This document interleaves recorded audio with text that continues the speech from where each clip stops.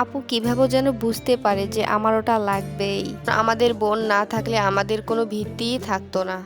মানুষ পরিবর্তনশীল, মানুষ তো চেঞ্জ হয়, কিন্তু আমার আপু যেন কোনোদিনও চেঞ্জ না হয়। হ্যালো এভরিওয়ান, আসসালামু আলাইকুম। সৃষ্টি এফএম চ্যানেলে আপনাদেরকে স্বাগত জানাই।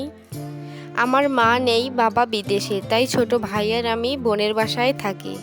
আমাদের মতো অনেকেই আছে যাদের মা বাবা নেই। তাদের সাথে খারাপ ব্যবহার কখনো কেউ করবেন না। অনেক সময় দেখা যায় মা বাবা না থাকা সন্তানদের অনেক জায়গায় অনেকভাবেই কষ্ট পেতে হয়। এখনও অনেকেই নাকি ঠিকমতো খেতেও পারে না। মা ছাড়া সন্তানদের চোখের জল লেগেই থাকে। এদের কষ্ট বোঝার মতো কেউ নেই। কিন্তু আমার ক্ষেত্রে পুরো উল্টো, কারণ আমার বড় আপু আমার মায়ের মতো। আমার মা মারা যাওয়ার পর থেকেই আমি আর আমার ছোট ভাই এখানেই থাকি। আমার আপু মায়ের মতো আগলে রাখে আমাদের, কখনো বুঝতেই দেয় না মায়ের অভাব। এই রকম বোন সবার হয় না। আমার তো মনে হয় লাখে একটা বোন মানুষের কপালে এরকম জুটে। কারণ আমাদের বোন না থাকলে আমাদের কোনো ভিত্তিই থাকতো না। আমি আমার বোনের জন্য গর্বিত। তাই আল্লাহ তাআলা যেন কাউকে একা না করে, কাউকে না কাউকে যেন রেখে দেয় শেষ আশ্রয়ের জন্য। আল্লাহ যেন কখনো কাউকে নিরাশ না করে। আমার আপুর আজকে অফিস ছুটি, তাই তাড়াতাড়ি বাসা চলে এসেছে। ঘরের ভিতর আমার ভাগ্নি সবসময় পানি ফেলে ভুল করে। ও আবার এক গ্লাস পানি খেতেও পানি ফেলবে। আপুর অবশ্য ওইভাবে থাকতে থাকতে একটা অভ্যাস হয়ে গেছে, কিন্তু আমার কেমন যেন লাগে সেটা আপু বুঝতে পেরেছে। পরে আমি আপুকে বলি পাপোশ আনার জন্য।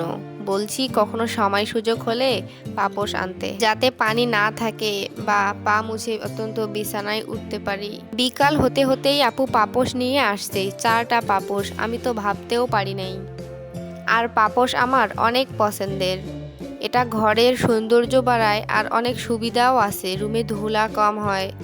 আমার ভাগ্নি তো অনেক খুশি এগুলো দেখে। আর আমার কোনো জিনিস পছন্দ হলে বা প্রয়োজন হলে আপু আমাকে সেটা সঙ্গে সঙ্গে এনে দেয়। আর এনে দেওয়ার জন্য আমাকে বলাও লাগে না, আপু কিভাবে যেন বুঝতে পারে। আমার সাজগোজ করার জন্য প্রয়োজনীয় যে জিনিসগুলো থাকে সেগুলো রাখার জন্য বক্স নেই, তাই আপু আমার জন্য খুব সুন্দর একটা ঝুড়ি নিয়ে এসেছে। একটাতে ফল রাখার জন্য আর একটাতে সাজগোজের জিনিস রাখার জন্য। আর একটা পঞ্চ ক্রিম এনেছে, আপু আর আমি দুজনে একটাই ব্যবহার করি। যাই হোক, এখন আমি আর আমার ভাগ্নি পাপোশগুলো যেটা যেখানে দেওয়া লাগবে সেটা সেখানে দিচ্ছি। আর কিছু সবজি এনেছে আপু, কারণ রোজা রেখে সবজি না খেলে শরীরের ঘাটতি পূরণ হয় না। আপুর হাজবেন্ড মানে আমার দুলাভাই অন্য জায়গায় থাকে, তাই আপুকেই সব প্রয়োজনীয় বাজার একাই করতে হয়। কিন্তু এখন আমার ছোট ভাই আর আমি এখানে আসার পর আমার ভাইই বেশিরভাগ বাজার করে। আপুও করে অল্প, যদি কখনো মনে হয় যে ভাই পারবে না, আমারও দরকার হবে, তখন আর কি করে। আমার আপু জব করে, তাই শহরে আছে। আর আমার আপু অসুস্থ, সবাই আমার আপুর জন্য দোয়া করবেন। রমজান মাসেও জবে যেতে হয়। অসুস্থ থাকার কারণে আমাদের কারো মন ভালো নেই, তাই আমি আর আপু দুজনে মিলে সিম্পলভাবে কিছু রান্না করে নিতেছি। বেশি কিছু রান্না করতে গেলে আপু আবার অসুস্থ হয়ে যাবে। আর আমিও একা রান্না করতে পারি না। একা পারি, বাট খুব বোরিং লাগে, কেমন জানি হয়ে গেছি, আমি আর আগের মতো নেই। আমি যেহেতু পারবো না, তাই সিম্পল রেসিপি করে নিতেছি। আমার আবার সিম্পল রেসিপি পছন্দ। যাই হোক, আমার আপু অনেক অনেক অনেক ভালো। আমার আপুকে নিয়ে আমি গর্বিত, আমি অনেক অনেক হ্যাপি আমার আপুকে নিয়ে। সবাই দোয়া করবেন যেন এরকমই থাকে।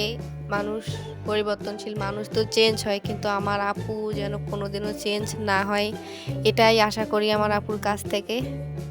আজকে আবার আমার দুলাভাই আসবে, কারণ কালকে ভাইয়ার অফিস ছুটি।